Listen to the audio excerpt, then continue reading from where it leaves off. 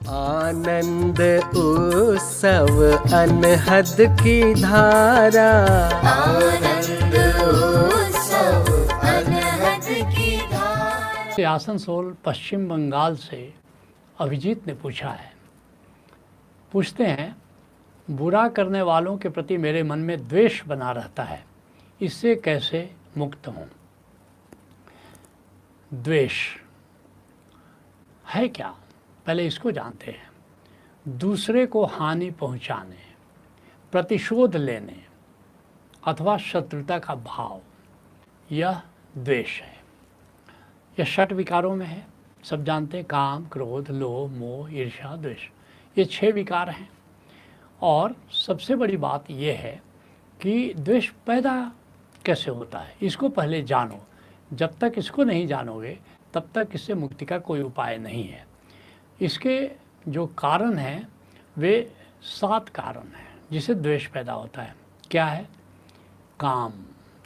काम अर्थात कामना है, और कामना में कोई बार बार बाधा दे रहा है तो उससे शत्रुता भाव होगा, उसके प्रति द्वेष तुम्हारे मन में पैदा होगा।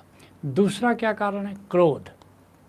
कोई बार बार तुम्हारे विरुद्ध जा रहा है तो निश्चित रूप से तुम्हारे मन में क्रोध पैदा होगा, और फिर बार बार जब ऐसी घटना घटेगी तो उस व्यक्ति से तुम्हें द्वेष हो जाएगा।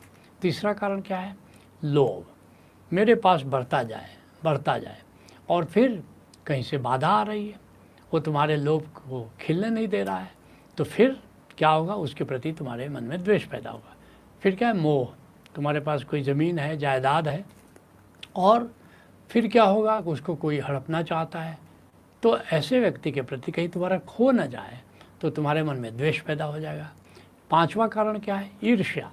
तुम किसी की ईर्ष्या में हो। ईर्ष्या क्या है? एक तुलना है कि मुझसे कोई ज़्यादा बढ़ ना जाए। अपना है कोई, अपनों से ईर्ष्या होती है, गैरों से द्वेष होता है। और जैसे महाभारत में तुमने देखा कि कौरवों और पांडवों के बीच में पहले ईर्ष्या पैदा हुई, लेकिन धीरे धीरे यही ईर्ष्या द्वेष में बदल गई। 6ठा कारण क्या है? प्रतिशोध। प्रतिशोध को बहुत मंडित किया गया। ईंट का जवाब पत्थर से दो, बदला लो, और इतना मंडित किया गया कि प्रतिशोध को बड़ी अच्छी बात मान ली गई है। नहीं, अगर यह प्रतिशोध तुम्हारे मन में घर कर गया तो अंततः ये द्वेष का कारण होता है। और 7वां और मूल कारण है हमारा अहंकार। हमारा अहंकार, दूसरे की नज़र में हम अच्छा बनना चाहते हैं, श्रेष्ठ बनना चाहते हैं, यश प्राप्त करना चाहते हैं, हमारी महत्वाकांक्षाएं बढ़ती जाती हैं, और हमारी महत्वाकांक्षाओं में जो बाधक बनता है उसके प्रति हमारे मन में द्वेष हो जाता है। ये 7 मुख्य कारण हैं। तो फिर तुम पूछते हो कि द्वेष से मुक्त कैसे हों? मुक्त होने की ज़रूरत क्या है? ज़रूरत है, क्योंकि द्वेष जो है हमारी साधना में बाधक है। इसलिए द्वेष से मुक्ति साधकों के लिए, वैसे तो सबको द्वेष से मुक्ति की ज़रूरत है, लेकिन साधकों को तो विशेष रूप से द्वेष से मुक्त होने की ज़रूरत है। क्यों? क्योंकि द्वेष हमारे आत्म विकास और सुमिरन को प्रभावित कर देता है। इसलिए कबीर साहब कहते हैं, तेरा जन एक आध है कोई। हे परमात्मा, कोई एक, उसमें भी वो आधा ही समझ लो कि कोई तेरा व्यक्ति है, तेरा भक्त है, तेरा साधक है। क्यों? काम, क्रोध, मद, मोह विवर्जित हरि को चिन्हे सोई। क्योंकि ये काम, क्रोध, ये षट विकार, ये अहंकार, इसको पार करने के बाद ही कोई गोविंद के द्वार तक पहुंच सकता है। मीरा भी कहती है, मनुआ राम नाम रस पीजे, काम, क्रोध, मद, लोभ, मोह को चित्त से बहाए दीजिए, मनुआ राम नाम रस पीजे। तो ये तुम्हारी समस्या मैं समझ सकता हूँ कि ये जब तक द्वेष है तब तक साधना संभव नहीं है। तो इसलिए अब हम इस पर आते हैं कि द्वेष से मुक्ति के क्या उपाय हैं। 5 उपाय हैं, 5 मुख्य उपाय हैं, उनकी केवल चर्चा करूँगा। पहला उपाय है, जब तुम्हारे मन में द्वेष घिरने लगे तो सृजनशीलता में जाओ, कुछ सृजन करो। काव्य, संगीत, साहित्य, चित्रकला, बागवानी, कुछ नव निर्माण, कुछ सृजन करो। यह सृजन क्या करेगा? अभी तक तुम्हारी ऊर्जा जो निगेटिविटी में लगी हुई है, किसी से द्वेष करने में लगी हुई है, किसी को हानि पहुंचाने में लगी है, वह ऊर्जा सृजन में लग जाएगी। ऊर्जा तो एक ही है, उसको चाहे विध्वंस में लगाओ या उसको सृजन में लगाओ। तो पहला सशक्त उपाय है कि कुछ न कुछ अपने जीवन में सृजन करो। दूसरा क्या है? क्षमाशीलता। क्षमा कर दो। क्षमा बहुत ही कारगर उपाय है। और कभी आनंद गीता में मैंने लिखा था कि तुम क्षमाशील हो, क्षमा करो उनको जो अपराधी तेरे, तुम भी तो क्षमा चाहते हो अपराध किए जो बहु तेरे। प्रतिशोध अग्नि का शमन करो, अब क्षमाशीलता ग्रहण करो। अत क्षमा ही शरणम गच्छामि, भज ओशो शरणम गच्छामि। क्यों क्षमा करो? क्योंकि अगर किसी व्यक्ति ने तुम्हारे साथ विश्वासघात किया, तुमको धोखा दिया या तुम्हें हानि पहुंचाई, तो एक बात ख्याल रखो, कुछ तो मजबूरियां रही होंगी, वरना कोई बेवफा नहीं होता, कुछ तो मजबूरी उसकी रही होगी। और एक और बात है कि अगर कोई हानि पहुंचाने पर उतरा था तो पता नहीं कितनी हानि पहुंचाता, इतनी थोड़ी हानि पहुंचाई, इसलिए उसको क्षमा कर दो, उसको धन्यवाद दो कि भाई तुम और भी ज़्यादा हानि पहुंचा सकते थे, इतनी थोड़ी हानि पहुंचाई तो धन्यवाद। तो ये भाव रखो। इसलिए हमारा ऋषि कहता है क्षमा शस्त्रम करे यस्य दुर्जनः किम करिष्यति। जिसके हाथों में क्षमा का अस्त्र है उसका कोई भी दुष्ट कुछ भी बिगाड़ नहीं सकता। तो दूसरा उपाय जो द्वेष मुक्ति का मैं बताना चाहूँगा वो है सम्यक समर्पण। थोड़ा कठिन है, इसको समझ लो। ये सृष्टि द्वंदात्मक है, ये परमात्मा की सृष्टि है और ये द्वंदात्मक है। पुरुष है तो स्त्री है, दिन है तो रात है, मान है तो अपमान है, प्रशंसा है तो निंदा है। तो ये द्वंदात्मक सृष्टि है और द्वंदात्मक जानबूझ के बनाई गई है, क्योंकि खेल है। ऋषि कहता है ये लीला है, खेल है और इसमें दो टीमें तो रहती हैं। तो इसीलिए तुम देखोगे जब राम है तो रावण है, जब कृष्ण है तो वहाँ दुर्योधन खड़ा है, कंस खड़ा है। तो ये सृष्टि द्वंदात्मक है और खेल मज़ेदार तभी होता है जब दो टीमें हों। एक टीम से कोई खेल मज़ेदार नहीं होता। तो इसलिए यहाँ नायक की ज़रूरत है। किसी भी कथा में, कहानी में, उपन्यास में, फिल्मों में, सीरियल में तुम देखोगे कि नायक होता है और खलनायक भी होता है। तो खलनायक की ज़रूरत है ताकि तभी खेल मज़ेदार होता है।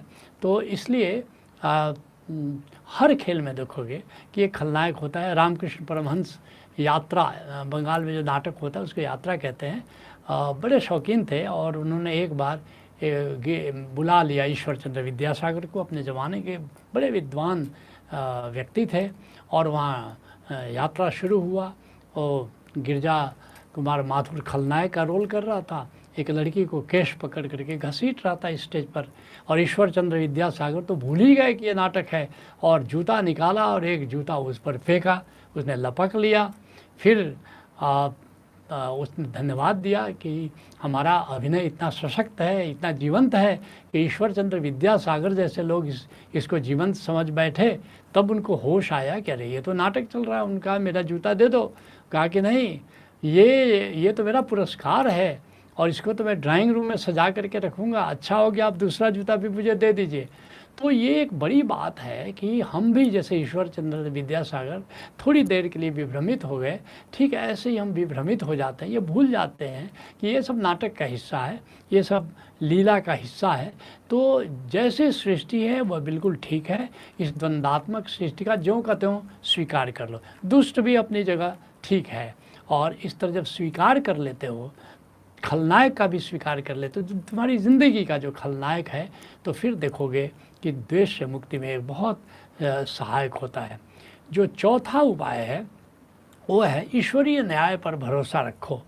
क्यों? ये कार्मिक नियम से सब बंधे हैं। जो जैसा करता है वो वैसा भरता है।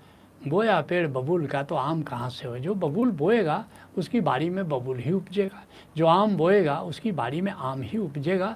तो जो जैसा करेगा उसका फल तो भोगना पड़ेगा। तो तुम क्यों बीच में आ जाते हो? जिसने अगर तुम्हारे प्रति दुष्टता की है तो कार्मिक नियम से वो बंध गया और उसको दुष्टता का फल उसको भोगना पड़ेगा और ईश्वरीय न्याय उसको दंड देगा ही देगा। तो इसलिए तुम बीच में मत पड़ो। होनी होए सो है, उसको होने दो और तुम सीधे को हे परमात्मा अब तू जाने और तुम्हारा काम जाने, मैं बीच में अब कहीं नहीं हूँ। जिसके लिए कबीर साहब कहते हैं, कबीरा तेरी झोपड़ी गल कटियन के पास।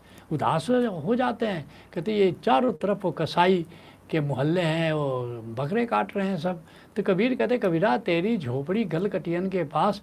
अरे जैसा करे वैसा भरे, तू क्यों हो तू दास? जो जैसा कर रहा है उसको ऐसा फल भोगेगा। तुम बीच में क्यों अपने आप को ले आते हो? तो ईश्वरीय न्याय पर हमें भरोसा करना है और जो पांचवा उपाय है ये बड़ा सशक्त है, अगर कर सको, वह है सर्व मंगल का भाव, सर्व मंगल का भाव। एक बात याद रखो कि जो ईश्वरीय न्याय भी है वो दंड देता है, लेकिन दंड किस लिए देता है? ताकि वो सीखे, उसका भला हो। परमात्मा सदा मंगलमय है, इसलिए पहली बात जो ये सर्व मंगल भाव का मतलब अस्तित्व मंगलमय है, इसको ठीक से समझ लो। डॉक्टर हजारी प्रसाद द्विवेदी ने एक उपन्यास लिखा, बाणभट्ट की आत्मकथा, और उसमें कहते हैं कि सारी विसंगतियों के बावजूद अस्तित्व हमें मंगलमय दिशा में ले जाने के लिए संकल्पित है।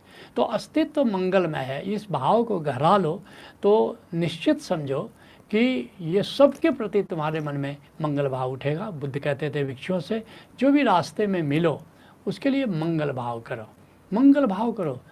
भिक्षुओं ने पूछा कि क्या दूसरे के मंगल चाहने से मंगल होता है? बुद्ध ने कहा उसका मंगल होता है, नहीं होता है, ये दोयम बात है। असली बात यह कि तुम्हारा मंगल तो हो गया, क्योंकि तुम्हारे भीतर एक अमृत तो घुल गया।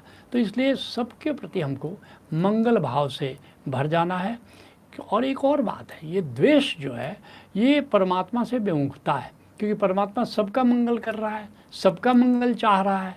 जो दुष्ट है उसका भी मंगल चाह रहा है, चाहे उसको दंड दे करके काहे क्यों न करे मंगल, लेकिन उसका भी वो मंगल चाह रहा है, और तुम उसकी हानि चाह रहे हो, तुम उसका अमंगल चाह रहे हो। तो परमात्मा पूरब जा रहा है तो तुम पश्चिम जा रहे हो, और तुम साधना में हो, तुम परमात्मा से प्रेम करना चाहते हो, परमात्मा को जानना चाहते हो। और अगर तुम परमात्मा की विपरीत दिशा में तुमने चलना शुरू किया तो कैसे परमात्मा से निकटता होगी? परमात्मा से तो और दूरी बन जाएगी। तो इस बात को ठीक से समझ लो कि जो द्वेष जो है ये परमात्मा से विमुख करता है और मंगल परमात्मा के नज़दीक पहुंचाता है। और जैसे कि मैंने कहा कि ईश्वरीय न्याय की जब हम बात करते हैं तो ये केवल दंड नहीं है, दंड देता भी है तो मंगल करने के, उसके पीछे मंगल का भाव परमात्मा में निहित है। इसलिए हमेशा मंगल चाहो, और मंगल के लिए तुम जानते हो कि ऋषि कहता है सर्वे भवन्तु सुखिनः, सब सुखी हों, सर्वे सन्तु निरामया, सब निरोग हों, सर्वे भद्राणि पश्यन्तु, सब ऐश्वर्यमय सज्जन दिखाई पड़े, सज्जन हों, और माँ कश्चित दुख भाग भवेत्, किसी को कोई तकलीफ नहीं हो, ऐसा सर्व मंगल का भाव रखो। और इसलिए भगवान महावीर कहते धम्मो मंगल मुख्यठम अहिंसा संयमो तवो देवावीसम नमम संति यस्य धम्मो सयामणो। भगवान महावीर कहते हैं कि धर्म मंगलमय है, मंगल का भाव ही धर्म है, लेकिन इसको पैदा करने के लिए क्या साधना करनी होती है? अहिंसा, संयम और तप। अहिंसा क्या है? जिसे भक्त प्रेम कहते हैं, उसी को महावीर अहिंसा कहते हैं, जिसको हम सहयोग में भक्ति योग कहते हैं। और संयम क्या है? धारणा, ध्यान, समाधि, ये ज्ञान योग है, जिसको हम सहयोग में कहते हैं। और तीसरा तत्व क्या है? तवो, तप, अर्थात निष्काम कर्म योग, ये तप है। और तीनों को मिला दो तो सहज योग की साधना होती है। और इस तरह जब सहज योग की साधना करते हो तो तुम्हारे भीतर मंगल भाव पैदा होता है, और फिर जाकर के मंगल भाव तुम्हारे लिए स्वाभाविक हो जाता है। तो इसलिए अगर इसको थोड़ी साधना में उतारो तो बहुत आसान है। आती हुई सांस में मंगलमय परमात्मा मंगलमय है, ऐसा ख्याल। और बाहर जाती सांस में प्रश्वास के समय मेरी आत्मा भी मंगलमय है। तो आती सांस में परमात्मा मंगलमय है, परमात्मा के मंगलमय होने का ख्याल करना, और बाहर जाती सांस में आत्मा के मंगलमय होने का ख्याल करना। तो ये मंगल तुम्हारा स्वभाव हो जाएगा, और सदा मंगल में तुम रह सकोगे, सदा सर्व मंगल की इच्छा से भरे रहोगे, और ये तुम्हें द्वेष से सदा के लिए मुक्त कर देगा। सत्संग को यहीं विराम देते हैं। हरि ओम तत्सत। आनंद उत्सव अनहद की धारा,